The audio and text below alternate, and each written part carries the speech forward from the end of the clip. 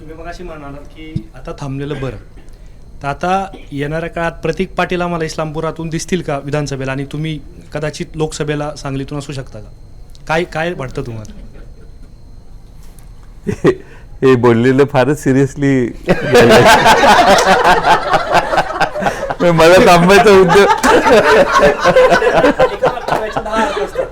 आणि त्या 10 अर्थातला एक अर्थ मी घेतला. नाही, ते त्याने त्याचा निर्णय घ्यायचा आहे. मी त्याला काय कर हे सांगणं योग्य नाही.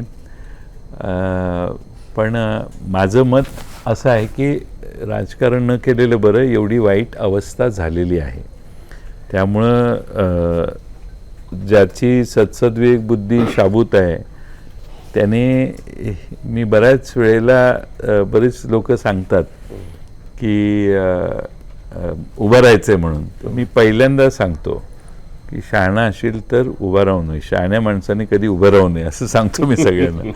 कारण हे एवढं हे आहे, एकदा त्या घाटगाडग्यात अडकलं.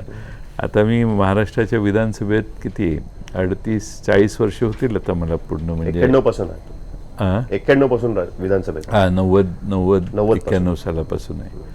तर ते लोकांनी निवडून दिला, हा लोकांचा मनाचा मोठेपणा आहे. पण हे सोपं काम नाही आहे.